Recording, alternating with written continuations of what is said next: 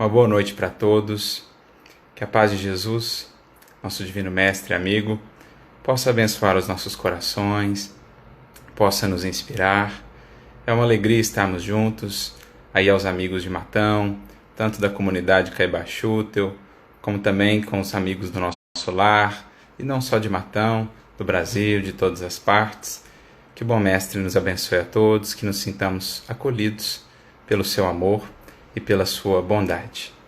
E a nossa proposta de reflexão nesta noite trata aí de uma mensagem que o benfeitor Emmanuel vai nos trazer, está no livro Paz, capítulo 18, sob o título Endereços da Cruz. É uma mensagem muito interessante, a gente vai ver a abordagem que Emmanuel vai nos trazer, buscando treinar a nossa percepção espiritual para as lições do Evangelho, que naturalmente vão alcançar a cada um de nós de maneira muito particular, tendo em vista as circunstâncias, tendo em vista o momento espiritual que cada um de nós está vivendo. Então a gente vai pensar nessa perspectiva espiritual, que Emmanuel vai nos trazer dessa lição, para que a gente possa enriquecer o nosso mundo interior com a luz do Cristo, com a luz do Evangelho, para que assim saibamos fazer uma leitura mais adequada da vida que nos cerca e aproveitar realmente tudo aquilo que temos recebido na figura do Evangelho, na figura da doutrina espírita, como recurso divino que alcança a nossa condição humana, para que dessa fusão o resultado possa ser luz, o resultado possa ser evolução. Então a gente vai ver aqui Emmanuel bem na sua característica própria, com essa sua habilidade, certamente muito inspirado também por tudo aquilo que aprende no mundo espiritual, aprendeu junto a espíritos nobres, superiores, que lhe abriram aí essas portas, esse entendimento do Evangelho.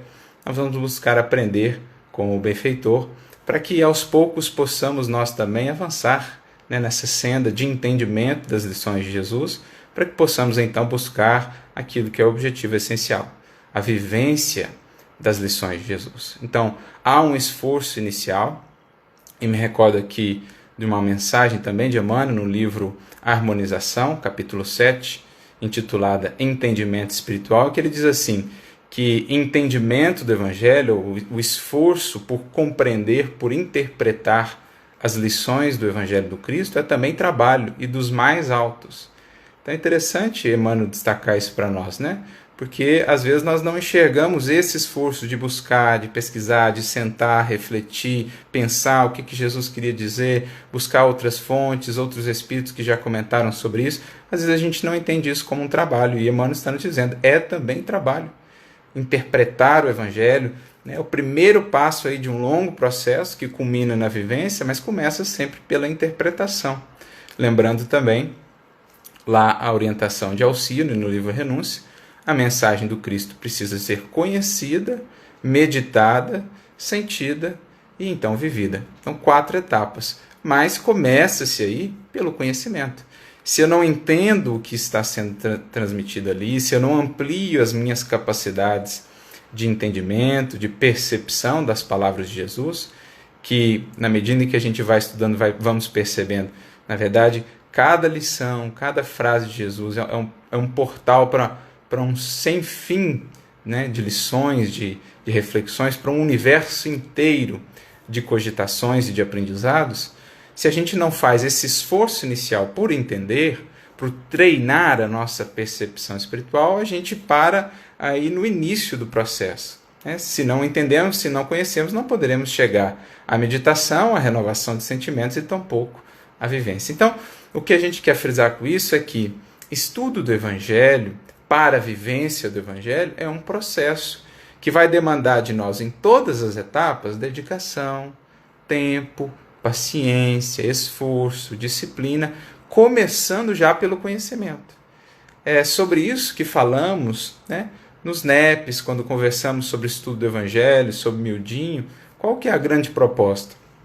Em conjunto, favorecemos essas etapas, a começar pela primeira, o conhecimento, o entendimento das lições de Jesus, para que depois as outras etapas sejam favorecidas para todos os que participam de um estudo como este. E Emmanuel, nesse sentido, é um grande incentivador, é um grande professor que veio nos abrir esses veios, né, esses filões valiosos, preciosos do tesouro, do ouro puro, né, do Evangelho. Então, a mensagem, como dizíamos, está no capítulo 18 do livro Paz, e o título é Endereços da Cruz. E aí ele começa dizendo assim: por ensinamento vivo e silencioso, o Cristo deixou-nos a cruz por mensagem, destinada a múltiplos endereços. Olha, essa frase de Emmanuel aqui já dá para a gente ficar um bom tempo refletindo sobre ela. O primeiro aspecto, ensinamento vivo e silencioso. Mas até mesmo aquela lição de Jesus, né, que envolve ali a morte, o sacrifício e a dor, sim, aquela lição trata também de vida, porque a vida do Espírito, nada pode abafá-la, nada pode apagar essa luz. Então todas as lições de Jesus, mesmo o perecimento do corpo, são lições de vida, de transcendência, de vida abundante. Por isso a cruz é logo seguida, né? Uns 3 dias depois, mas a cruz é logo seguida em termos da cronologia ali do Evangelho, da lição da ressurreição, justamente para nos falar da vida triunfante. Quando tratamos de vida do Espírito, não há fim, não há termo, e mesmo aquilo que parece para a morte, muitas vezes é recurso essencial para a vida, para que a vida se amplie, para que a vida alcance novos patamares de plenitude, de expressão. O próprio apóstolo Paulo mesmo vai dizer, nas suas cartas, né? Aquilo que eu achei que era para a minha morte, descobri depois que em verdade era para a minha vida. Então, quantas experiências que nos ameaçam a existência física, ou mesmo que nos tomam a existência física. Por exemplo, uma enfermidade, né? Longos anos aí de uma enfermidade, mas vivida com heroísmo, com resignação, com serenidade. Essa enfermidade, que quem olha de fora pode julgar é para a morte, na verdade é para a vida. Porque o espírito deixa aquele corpo, né? O corpo pode até tombar, mas o espírito sai daquela experiência radiante, luminoso, engrandecido. A gente lembra de um Jerônimo Mendonça, todas aquelas privações, né? Que vida difícil e tudo mais, mas aquilo tudo era multiplicação da vida, porque Jerônimo sai daquele corpo frágil, daquele corpo limitado, daquele corpo, né, preso ali na cama por tantos anos, ele sai qual um pássaro, né, que abre as asas e alcança outros patamares do espírito pela prova bem vivida. Então é isso que Paulo está dizendo. Muito daquilo que tomamos que achamos que é para a nossa morte, para o nosso prejuízo, para o nosso mal, em verdade está a serviço da vida do espírito. Então é o que Emmanuel está dizendo. A cruz do Cristo, na verdade, tem ali oculta, né, ensinamento vivo e silencioso, ou seja, é preciso abafar, asserenar o ruído das paixões, das ilusões do mundo, das vaidades.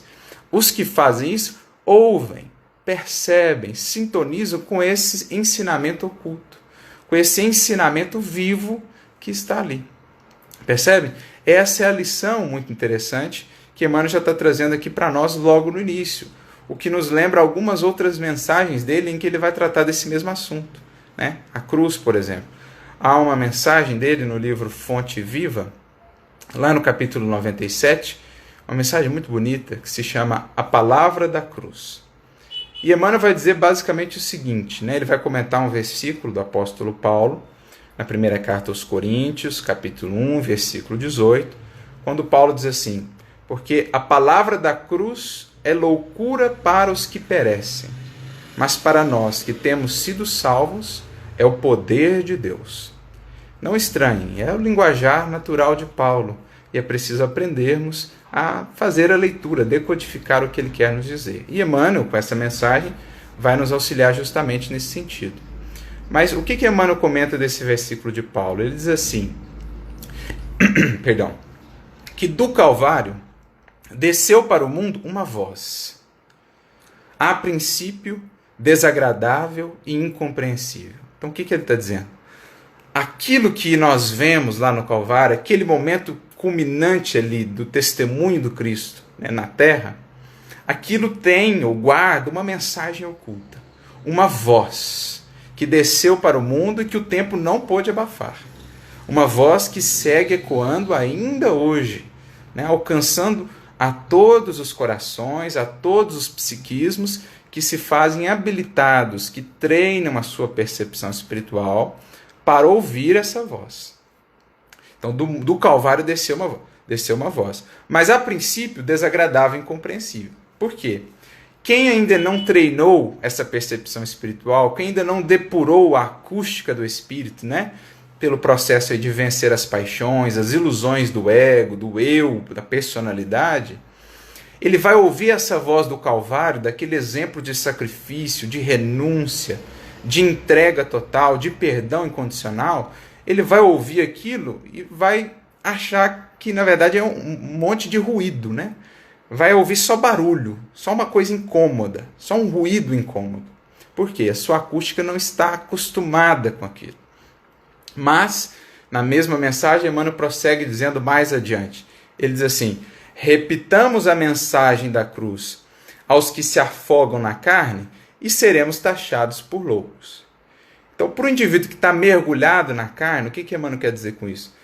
Para o indivíduo que a vida se resume à satisfação sensorial, a necessidades fisiológicas, comer, dormir, fazer sexo, juntar dinheiro, para o indivíduo que vive única e exclusivamente para o corpo, para a matéria, para esta encarnação, falar de renúncia, sacrifício, perdão incondicional, amar os inimigos, orar pelos algozes, né? Esquecer-se de si mesmo, é loucura. Para o indivíduo isso é loucura. Mas, Emmanuel prossegue, aqueles que começam a se libertar disso, ou seja, a buscar outros patamares da vida em espírito, despertos, trabalhando aí a sua mudança interior, renovando os sentimentos, para esses, diz Emmanuel, eles começam a entender a glória oculta da crucificação. Então eles começam a ouvir essa voz que desceu do Calvário de maneira diferente, porque aquietaram-se as paixões, não há mais o ruído exterior, nem o interior, ou pelo menos diminuiu-se bastante, e o indivíduo passa então a ouvir, né, aquela mensagem, aquele hino de luz, de glorificação, de beatitude que envolvia o Cristo naquele momento. Quem quiser ver um pouquinho mais o que era a cena espiritual daquele momento, é só ler o Há 2000 anos, por exemplo. Emmanuel descreve lá o processo da crucificação. O que era, né, aquilo que envolveu o Cristo naquele momento. As hosanas dos anjos, das legiões celestiais, envolvendo o governador da terra, o Espírito mais amoroso e mais luminoso que esteve conosco, aquelas legiões imensas, mas raríssimos conseguiam perceber aquilo. Por quê? A maioria estava sintonizado com a treva densa, né, da multidão, das críticas ali, dos sarcasmos, das ironias que eram lançados em Jesus. Mas quem visse espiritualmente a cena, quem ouvisse, né, espiritualmente a cena, veria aquela glória, aquela majestade. Então é isso que Emmanuel está dizendo, a glória oculta da crucificação. Por quê? Porque ali o Espírito estava sendo glorificado acima da matéria. Ali nós estávamos vendo a sublimidade da virtude, a sublimidade do sentimento.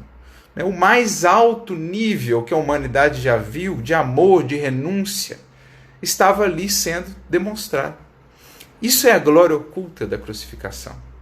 Por isso Emmanuel vai dizer também, em outra mensagem, lá no livro Pão Nosso, capítulo 103, que ele trata também da cruz, né, daquele momento da crucificação. Ele diz que aquele momento, né, do madeiro está repleto de majestade simbólica. Eu gosto muito dessa expressão de Emmanuel. Olha o que ele está dizendo. Ali é como se a majestade do Cristo se revelasse. Nós vemos o Cristo grandioso, né? O Cristo no seu ápice. Claro que toda a sua vida é essa majestade, né? É essa grandeza, é essa beleza. Mas especialmente ali naquele momento nós vemos o Cristo nesse ápice, né? Nessa glorificação, digamos assim. Então, é isso que está sendo trabalhado aí, né?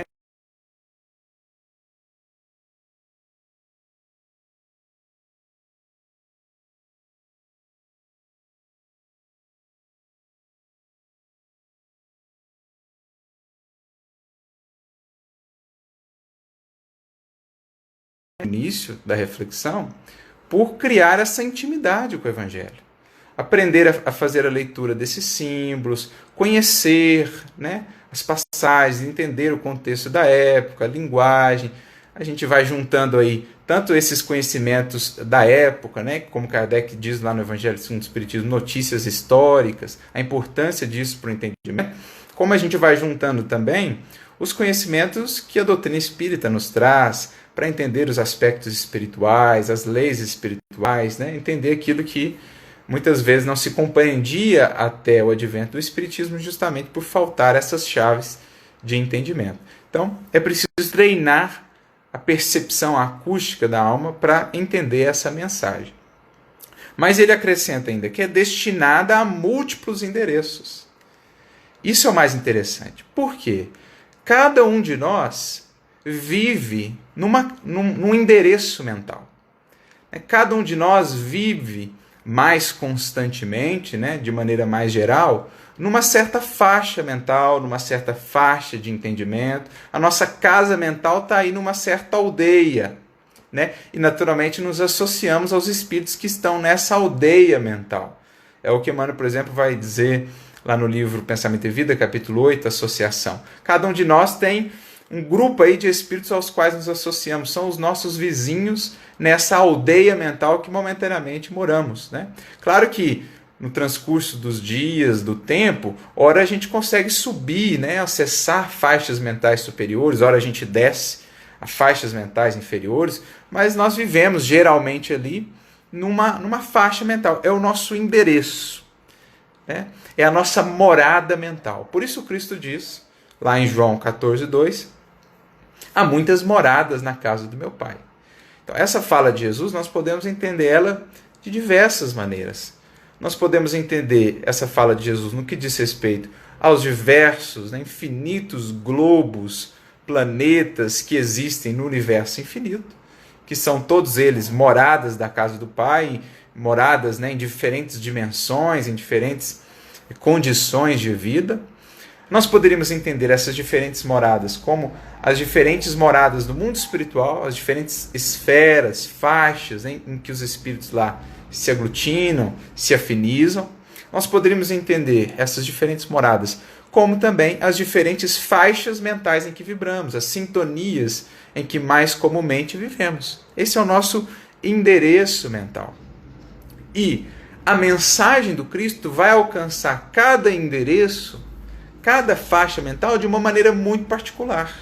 Porque o que a gente vai ver nessa mensagem aqui de Emmanuel é que essa mensagem, ou qualquer lição de Jesus, vai conversar com cada espírito de maneira muito particular. Por quê? O resultado dessa interação, a mensagem que chega com a condição do espírito, vai ser diferente. Porque vai depender de que patamar ele está. A gente percebe isso conosco mesmo, né? Quando a gente lê um livro, por exemplo, em um determinado momento da vida, passados 5 anos, você lê aquele livro de novo. Você vai perceber coisas, vai ter uma percepção diferente, absolutamente diferente. Por quê? Nesses 5 anos, espera-se, você mudou muita coisa, aprendeu, amadureceu, renovou-se. Então, o resultado da mensagem do livro que chega, encontrando você num diferente endereço, vai produzir uma reflexão diferente, né? Um resultado diferente. Então, assim, a nossa experiência com Jesus, com o Evangelho, ela é muito particular, porque ela vai depender desse endereço, desse patamar em que nós estamos. Existem aqueles que estão ali no endereço, por exemplo, de um desvio moral. Tem aqueles que estão ali no endereço de um vício que está consumindo, que está, né, prejudicando severamente as suas vidas. Tem aqueles que vão estar no endereço da caridade plena, da caridade desinteressada. Existirão aqueles que estarão ali no endereço de deveres, né, severos, de deveres pesados, mas que estarão cumprindo muito bem esses deveres. Enfim, cada um vai estar numa certa faixa. Os desanimados, os desalentados, os felizes, os alegres, os na ilusão, aqueles bem despertos, são os nossos endereços. E o resultado dessa experiência, portanto, vai ser muito individual. É o que a gente vai ver no prefácio do nosso lar, né? Eu gosto muito desse trechinho que André Luiz coloca lá para a gente. Ele diz o seguinte, que é preciso muito esforço da criatura humana, do homem, para ingressar na academia do Evangelho do Cristo. É preciso esforço nosso para entrar, para adentrar na academia do Evangelho do Cristo. Ingresso esse, que ele diz, se dá quase sempre de maneira estranha. Ele só na companhia do Mestre, efetuando o curso difícil, recebendo lições sem cátedras visíveis e ouvindo vastas dissertações sem palavras articuladas. Olha a beleza dessas palavras. O que André Luiz está dizendo? Que a nossa experiência na academia do Evangelho ela é muito singular. É uma experiência que não pode ser transposta, né? É uma experiência que não adianta eu querer comparar com o outro, porque cada um é cada um está numa faixa e cada um vai receber o Mestre naquele momento, numa circunstância. O seu diálogo com Jesus vai ser muito particular. É como se Jesus, pensando aí na computação, né? É como se Jesus tivesse uma linguagem codificada, né? Criptografada. Somente cada indivíduo consegue ler aquilo que Jesus está dizendo para ele. Jesus espraia a mensagem. Ele lança uma mensagem universal.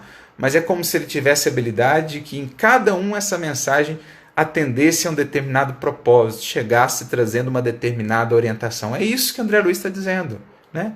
Ele só na companhia do Mestre. Você pode estar repleto de pessoas ao seu redor, trabalhando na casa espírita, fazendo isso, aquilo, outro, mas essencialmente a tua academia do Evangelho do Cristo é você com ele, ouvindo vastas dissertações sem palavras, porque às vezes a vasta dissertação do Cristo para você vai ser uma desilusão, vai ser um projeto que não deu certo, vai ser uma decepção, vai ser uma pessoa que você ouve na rua, vai ser uma conversa que você ouve, um livro que você lê. Aquilo ali é Jesus conversando muito particularmente com você.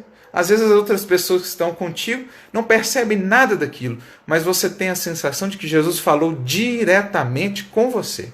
Por quê? É isso, vastas dissertações, ele só na companhia do Mestre. E recebendo lições sem cátedras visíveis. Ou seja, a maioria das lições que vamos receber de Jesus não serão no centro espírita. Não serão no centro espírita, serão no lar, onde não tem a cátedra ali, né, do expositor, serão na rua, serão no trabalho, né, enfim, sem cátedra visível, porque a experiência do Evangelho é uma experiência no todo da nossa vida, não dá para reduzi-la. E se estamos reduzindo a apenas o momento do centro, estamos longe ainda do entendimento do que é a vivência do Evangelho, é o que Emmanuel fala no prefácio do Caminho, Verdade e Vida. A experiência do Evangelho é no todo da nossa vida. Então, né, você está lavando louça, você ouve uma vasta dissertação do Cristo. Esses dias mesmo, preparando uma palestra, lavando louça ali, pensando, de repente os insights, umas ideias, lavando louça. Né? Aquela coisa assim que você passa, puxa vida, uma vasta dissertação sem palavras articuladas. Uma lição sem cátedra. No caso, a cátedra ali era a pia, né? Então, olha para vocês verem, é essa experiência com Cristo que nós estamos falando. Essa experiência de intimidade, muita particularidade, porque ele vai alcançar cada endereço de maneira particular. E é o que a gente vê também num outro livro de André Luiz, agora no Obreiros da Vida Eterna, lá no capítulo 3, a orientação que Asclépios traz, né?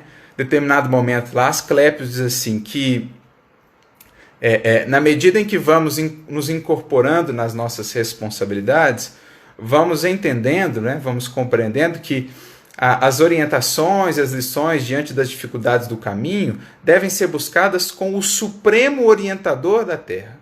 Quem que é o supremo orientador da Terra? O Cristo. E aí ele prossegue, né?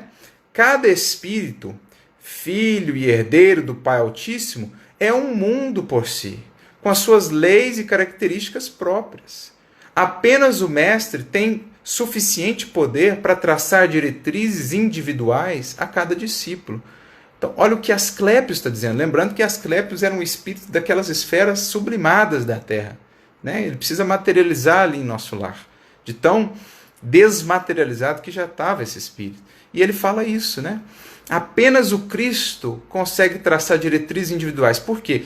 Porque cada espírito é um mundo por si. E somente o bom pastor que conhece cada ovelha pelo nome, ou seja, Quando ele fala pelo nome, ele está falando, conhece todas as características, a trajetória desse Espírito, somente ele consegue traçar orientações, diretrizes individuais.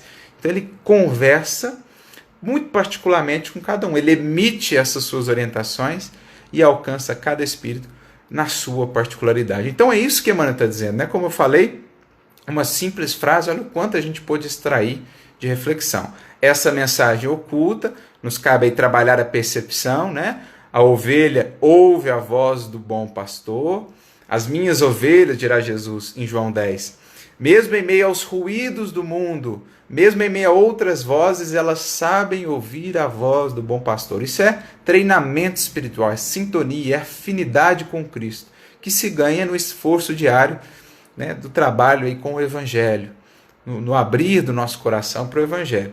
Então, ouvir essa mensagem destinada a múltiplos endereços. Mas ele prossegue. Para os que buscam elevação, a cruz, né, oferece o traço vertical, simbolizando o caminho reto para a vida superior. Então isso é muito lindo. É como se a cruz fosse uma flecha, né, apontando para o alto. Então a haste vertical, que é uma haste reta, e essa retidão aí ela está associada à retidão da lei divina, né, o caminho de retidão, isso era muito comum no Antigo Testamento. Os justos, os caminhos dos justos são retos. Qual que é essa ideia? É o caminho da lei, é sempre o caminho mais curto entre dois pontos. É sempre o caminho ótimo. E o Espírito, o Cristo, viveu integralmente esse caminho de harmonia, de integração com a lei divina, até naquele ápice, né, do seu testemunho, da sua exemplificação. Ele viveu esse ápice, né, da retidão, da fidelidade à lei divina. Por isso esse traço reto e apontando para cima, para a vida superior. Por quê? Ali nós temos as maiores características, né, do Espírito que está se descolando do terra a terra, da materialidade, das paixões. Nós temos ali as características que mostram o Espírito liberto, né, das paixões terrestres, ascendendo. Não que o Cristo estivesse passando por isso naquele momento, ele já o havia alcançado antes, mas ele deixa o símbolo, né, ele deixa ali o símbolo na cruz. Por quê? Qual o maior característico, o maior traço, né, mais definidor de imperfeição? Questão 895 de Livro dos Espíritos. Interesse pessoal. Na questão 893, Kardec pergunta, qual a mais meritória das virtudes? Os Espíritos respondem, né? A sublimidade da virtude está no sacrifício do interesse pessoal, pelo bem do próximo, pelo bem comum, pelo bem de todos, sem qualquer pensamento oculto. Então, a partir desses dois elementos, o que nós depreendemos, né? Ali, na cruz, nós temos a sublimidade da virtude, porque ali na cruz, Jesus excluiu por completo qualquer interesse pessoal. A cruz é o símbolo ali, né, do Espírito que era pura, inteira doação pelos outros, pela humanidade. Era puro amor. Porque ele passava por aquela cruz, não por expiação, não por prova, mas por pura doação de amor. Então, na cruz nós temos todos os característicos da sublimidade da virtude. Por isso que essa haste vertical aí é esse símbolo, né, do traço, do caminho reto para a vida superior. O que nós temos ali? Caridade total, nós temos perdão incondicional, humildade plena, nós temos fidelidade suprema, renúncia completa, tudo está ali. Nenhum traço de interesse pessoal. Quando a gente vai lendo, né, as passagens do processo de crucificação, você vê que todo momento Jesus está pensando nos outros, né? Ele está pensando em Maria e em João, mãe, eis aí o teu filho, filho, eis aí a tua mãe. Durante mesmo a caminhada, quando as mulheres expressam ali preocupação com ele, ele fala, não choreis por mim, chorei por vossos filhos, ou seja, pelas lutas que estão por vir. Depois, aquele relato bonito, né, aquela mensagem de Humberto Campos, que está no livro Estante da Vida, o Anjo Solitário, Jesus, né, recebendo ali a visita do anjo mais belo de toda aquela corte que o envolvia no processo da crucificação, o anjo mais belo que desce ali, né, solitário, luminoso, ajoelha-se aos pés da cruz, prestando uma reverência ao Mestre, depois cola o ouvido nos seus lábios para ouvir uma orientação. Diz Humberto Campos que era o anjo divino da caridade e que foi atender ao pedido de Jesus para que auxiliasse Judas, que acabara de se suicidar. Então, naquele momento, Jesus está pensando em Judas.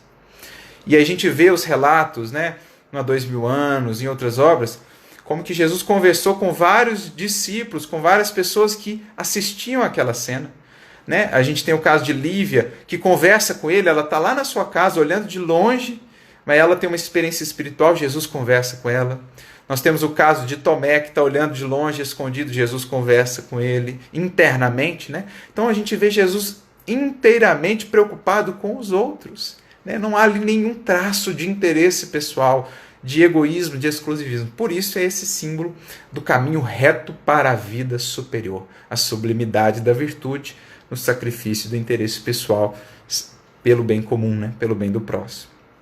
E aí ele começa então, Emmanuel, a trazer o mais interessante, aquilo que a gente falou, né? Como que essa mensagem ela vai se ajustar de maneira muito particular a cada endereço.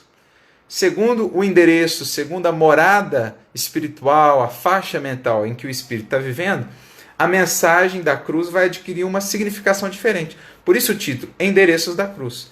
Ela alcança muitos endereços, mas em cada um ela leva uma mensagem específica. E aí ele vai listando, um por um, né, essas mensagens. E ele começa, para os fortes, qual que é a mensagem da cruz? Convite ao sacrifício pessoal pela felicidade dos outros. Ou seja, se o indivíduo está vivendo um momento de tranquilidade, né, na vida terrestre, a saúde vai bem, os recursos monetários estão bem, às vezes ele tem um cargo de influência, né, uma posição ali de autoridade, é muito comum que os fortes do mundo se considerem ou se deixem levar pelo orgulho, se considerando autossuficientes, esquecendo-se dos caminhos, dos valores apresentados pelo Evangelho.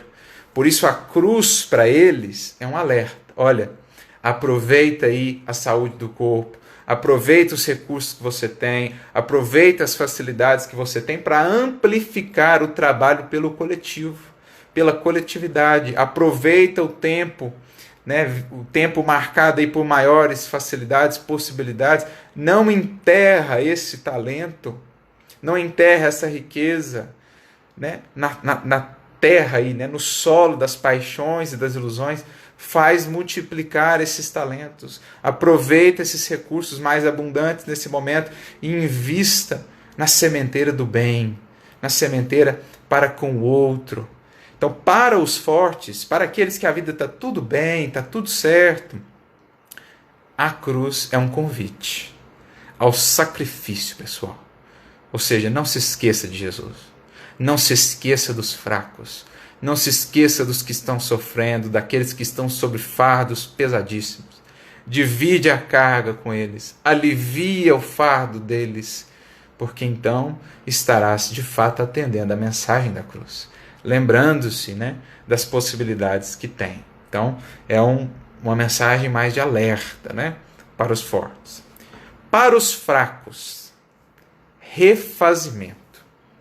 Aí alguém pode pensar assim, mas para os fracos a mensagem da cruz é refazimento? Sim, a mensagem da cruz é refazimento. Porque para o fraco, para aquele que está passando por momentos difíceis, para aquele que está excluído, que está sofrido, a vida está difícil e tudo mais, mas que ele está sinceramente buscando a Jesus, quando ele olha para a cruz, ele pensa, ele sente, o mestre passou por isso. Ele é o mestre, eu sou o discípulo. Se eu, né, estou aqui passando por essas dores, e o mestre, que passou por essas dores superlativas. Não estamos falando aqui de dores físicas, não. Né? Estamos falando aí, como Emmanuel vai comentar, lá no livro Consolador, se eu não me engano, questão 287, da dor moral, espiritual que o Cristo vivenciou ali, né? Aquilo que ele disse antes, que é muito simbólico, Pai, afasta de mim esse cálice. Ele não estava com medo da cruz, de morrer na cruz. Não era essa a questão. Ele antevia todo o futuro da humanidade, os equívocos em relação à sua mensagem, a dor dos seus discípulos, daqueles que haveriam de cair, muitas vezes tropeçar, fraquejar, a incompreensão, enfim. Nós estamos falando de dor física, não, né? Nós estamos falando de algo além, de uma sensibilidade além, que nós não conseguimos nem medir, é o que Emmanuel diz lá. Nós não temos elementos para avaliar o que foi isso, mas o fraco, que está com a vida sofrida, dolorosa, olha para aquilo, né? Olha aquele mestre que era o Rei Celeste, o imperador, o governador espiritual do orbe, naquela posição de fragilidade. Aquilo visita o coração do indivíduo com um refazimento, um bálsamo, falando assim: se o mestre passou por isso, o que são as minhas dores? O que são as minhas lutas? Eu redimensiono as minhas provas, os meus desafios, quando eu olho para esse Cristo, nesse ato de extrema renúncia, né? Para esse ser que, sendo gigantesco, conseguiu fazer-se tão pequenino ali, conseguiu apagar tanto a sua luz, né? Passando por aquelas humilhações para nos engrandecer. Então o Espírito recebe aquilo como refazimento. Ele passa a perceber que a fortaleza, ou seja, as grandezas no mundo são ilusórias. As grandezas no mundo são ilusórias. Ele passa a perceber que nessas lutas intensas, em que ele reconhece as suas fragilidades, em que ele aprende, é então que ele está se fazendo de fato forte. Como Paulo diz, né, na sua segunda carta aos Coríntios, quando ele estava ali em lutas mais intensas, um espinho na carne, ele fala assim, né, numa prece para Jesus: roguei 3 vezes ao Mestre que afastasse de mim aquele espinho. E Jesus responde assim para ele: não afasto, porque o meu poder se aperfeiçoa na fraqueza. Então Paulo fala assim, né, conclui assim: então de muito boa vontade me gloriarei nas minhas fraquezas, porque quando sou fraco, então sou forte. Porque o Espírito que vai percebendo isso, que a força no mundo, muitas vezes é ilusão, grandeza no mundo, muitas vezes é pura ilusão, ele vai percebendo que na fraqueza do mundo, naquilo que o mundo vê como, né, desprezível, como que não tem muito valor, ali às vezes está a maior força, a maior grandeza. Era assim, né? Quantos não olhavam para Jesus e falavam: nossa, mas que morte é essa, né? Ele que era o rei, que era o Messias, morrendo aí como mais um, como um criminoso qualquer, e se tu és mesmo Cristo, desce daí, salva-te a ti mesmo, né? Então olhavam com desprezo, mas não viam a grandeza que estava ali. Então por isso, para o fraco, a cruz é refazimento. Para os desvalidos, esperança. Porque a cruz, a mensagem da cruz, está intimamente associada à ressurreição. Ou seja, dores, lutas, desafios são caminhos, se bem vividos, para a vida nova, para a ressurreição. A esperança nunca morre, a esperança é invencível, porque esperamos em Cristo não nos planos frágeis da matéria, transitórios, esperamos em Cristo na gigantesca, né? Naquilo que não podemos mensurar, na eternidade. Então, por isso a mensagem, né, da cruz para os desvalidos, para os desamparados, é uma mensagem de esperança. É uma mensagem desse ser infinitamente amoroso que veio estar conosco por puro amor e que nos prometeu nos acompanharia até a consumação dos séculos.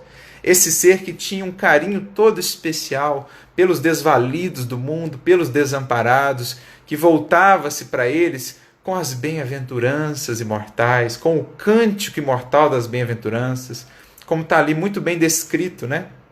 No capítulo 11 do livro Boa Nova, quando se trata do Sermão da Montanha, Humberto Campos descrevendo o que era aquele processo, ou quem que eram aqueles que estavam ali mais propriamente ouvindo aquele cântico, os desvalidos, os desamparados.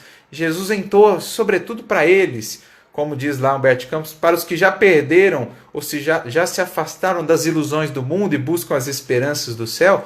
Para esses, sobretudo, é que o Cristo tem o seu cântico das bem-aventuranças. Muitas vezes para os vencidos do mundo, mas que querem ser os vencedores em espírito. Porque essa é a proposta com Jesus: vencer o mundo e não no mundo. Para os bons, é chamamento ao serviço espontâneo em favor do próximo. Ou seja, para os que já estão no caminho do bem, é estímulo a trabalhar ainda mais, né? A fazer ainda mais, a aperfeiçoarmos para sermos ainda mais úteis. A gente vê o esforço dos primeiros cristãos, dos primeiros discípulos, para ampliar o trabalho, para serem cada vez instrumentos melhores nas mãos de Jesus, e ao longo dos séculos, quantos e quantos exemplos daqueles que não se contentavam, né? Que buscavam a cada dia mais se melhorarem, que se davam a si mesmos esse dever de serem a cada dia melhores, respeitando a posição de cada um. Então, esse é o chamamento, como está lá no Livro dos Espíritos, na questão 642, o bem no limite das forças. Não basta não fazer o mal, é preciso buscar o bem no limite das forças. É o que está ali naquela cruz. Jesus vai ao ápice e deixa, então, a referência para todos os que quiserem segui-lo. Cada vez mais renúncia, cada vez mais dedicação, cada vez mais trabalho interior a refletir-se em frutos para o exterior, para os outros corações. Então, essa é a ideia. Para os bons é estímulo, é chamamento a mais trabalho ainda, mais serviço espontâneo. Para os maus é apelo à regeneração. Porque se a cruz do Cristo é a cruz do sacrifício, da renúncia, muitas das cruzes que hoje vivemos e hoje experienciamos, né, são cruzes aí expiatórias, cruzes que hoje recebemos como colheita, muitas vezes amarga, mas também libertadora e transformadora, se bem soubermos viver isso, das nossas velhas caminhadas pelas sendas ali da impiedade, do mal, do afastamento da lei divina. Então, para os maus, a cruz é um apelo à regeneração. Quando você vê aquele exemplo, né, aquela luz, passando por aquela experiência de tanta doação, aquilo toca mesmo os corações mais empedernidos, que ao longo dos séculos, né, diante de tamanha luz, de tamanho exemplo de renúncia, as suas barreiras, a cristalização do seu sentimento não vai resistindo. Porque, como falávamos, né, da cruz saiu uma voz. Então ela segue ecoando. E chega um momento que, por mais que as fibras do coração do indivíduo estejam ali endurecidas, chega uma hora que elas não resistem, essas fibras, a esse diapasão, a essa vibração do amor, que é essa onda sublime, né, que alcança os corações. É o que nós vemos, por exemplo, num sublime exemplo, né, de sacrifício de uma Lívia, de renúncia, que acabou convidando o coração de Públio Lentulus à regeneração. Ele não resistiu, né? Porque a cruz de renúncia que Lívia soube suportar e carregar quebrou aquelas cascas, aquelas barreiras, e foi um apelo à sua regeneração. Assim também Quinto Varro, né? A cruz dos seus testemunhos quebrou as resistências de Tassiano, lá no livro Ave Cristo, e ele não resistiu. Aquilo vai caindo por terra, né? Então, para os maus, é um apelo à regeneração. Como a gente vê ali no caso do, entre aspas, bom ladrão, né? Nós tínhamos ali um que estava revoltado ainda, muito fechado, muito cerrado, mas outro que já foi sensibilizado por aquele exemplo. Inclusive, repreende o mau ladrão, entre aspas, falando assim, esse homem é um justo.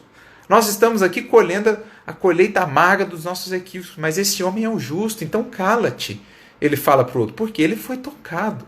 Ele sentiu esse apelo à regeneração. Então ele tem a famosa frase, né? Senhor, lembra-te de mim quando estiveres no teu reino. E Jesus responde para ele, né? Hoje te digo, estarás comigo no paraíso. Falando aí desse futuro, né? Que esse irmão haveria de alcançar em muitos e muitos anos aí de serviço, de trabalho na sua renovação. Então, para os maus, ela é apelo à regeneração. Para os caídos, coluna de apoio para que se levantem. Então a cruz é como uma estaca, né? É como um bastão de apoio para que a gente possa se reerguer. Né? A cruz do Cristo, esse exemplo de sacrifício, de renúncia, se ele passou por tanto, ergamo-nos, né? Nos fortaleçamos nesse exemplo, nesse amor tão grandioso que passou tudo isso por nós, inspiremos nisso, para toda vez que tropeçarmos, possamos nos reerguer, por amor a Ele, por amor a esse amor que nos amou primeiro, como nos dirá João Evangelista. E a gente vai aprendendo a receber as nossas cruzes, na verdade, como as nossas bengalas de apoio, os nossos bastões aí, né, de apoio.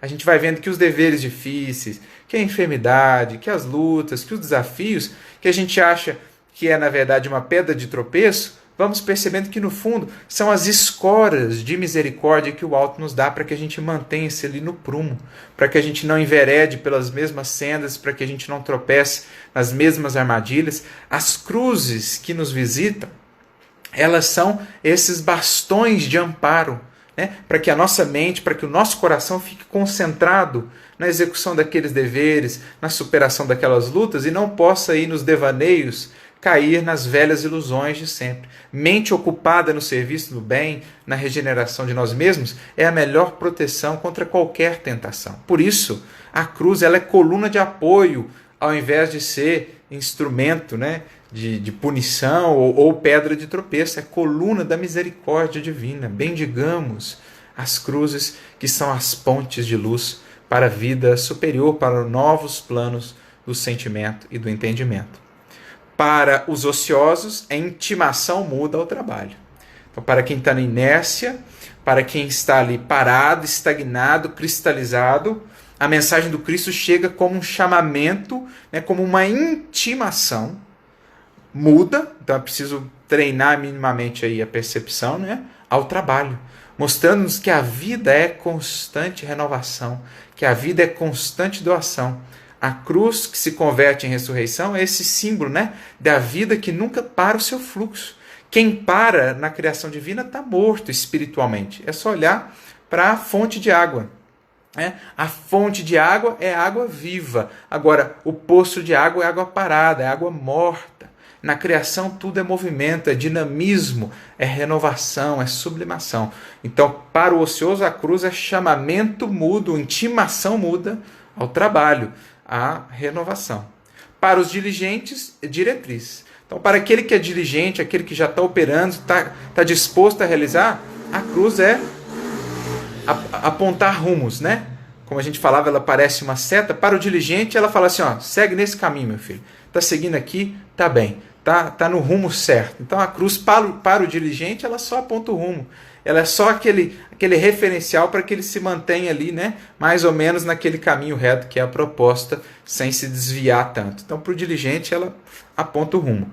Para os transviados, ponto de retorno ao rumo certo. Então para aquele que se transviou, a cruz do Cristo e as cruzes que o visitam são pontos de retorno, se ele bem souber aproveitar.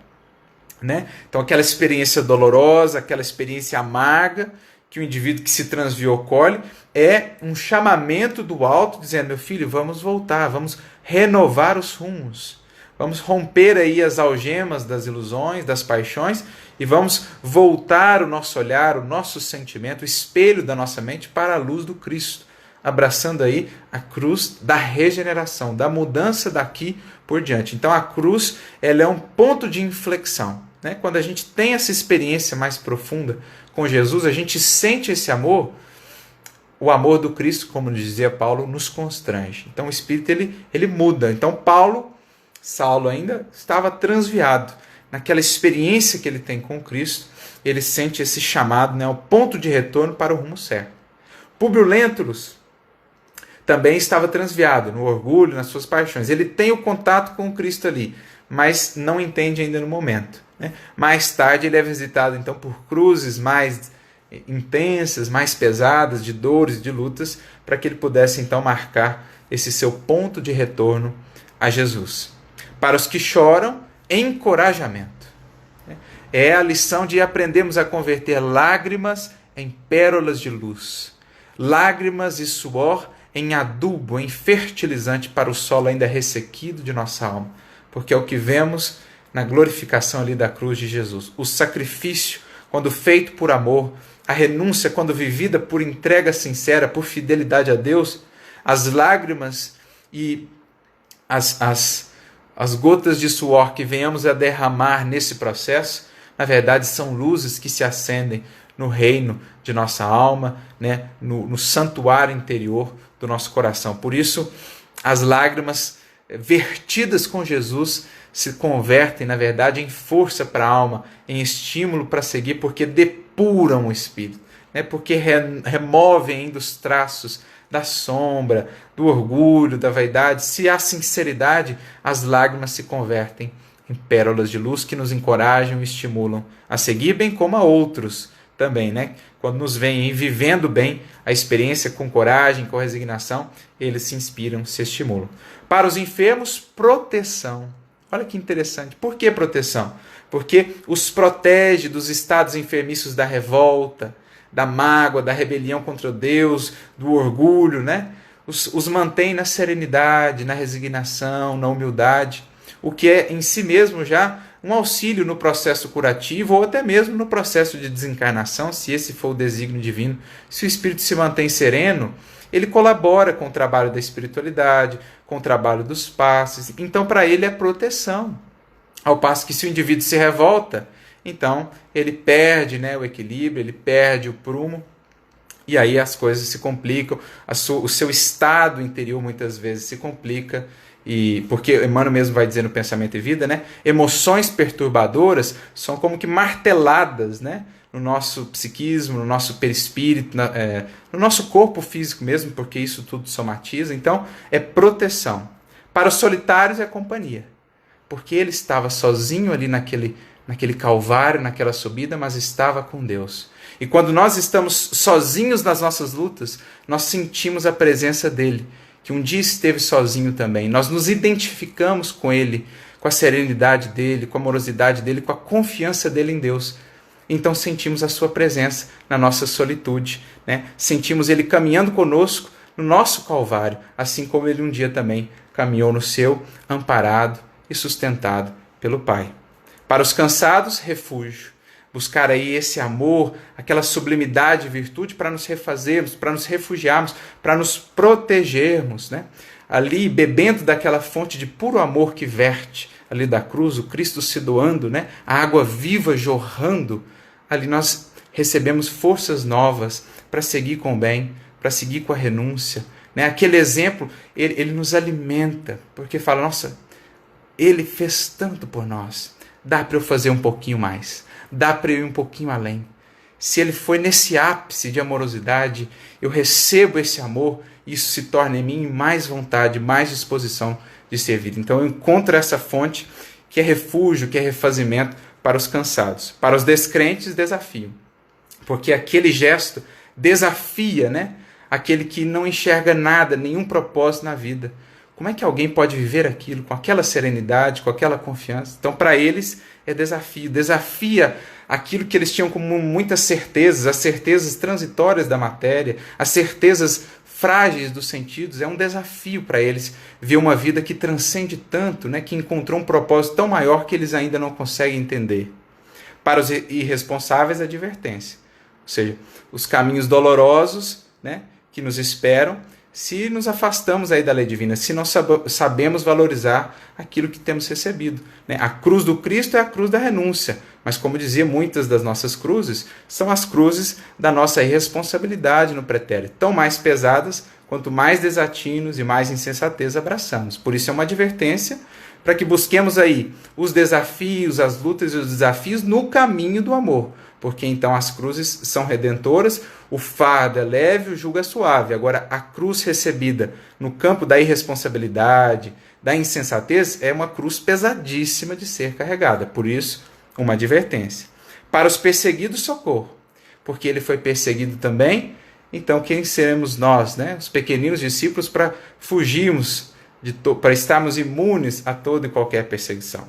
É um socorro, é uma proteção, é algo que chega como alento. Ó, ele foi perseguido também. Então, bem-aventurados os que forem perseguidos por causa do meu nome, porque estarão de fato no caminho com Jesus. Se estamos com sinceridade, se a nossa consciência está tranquila e as lutas aumentam, as perseguições, as críticas, bem digamos.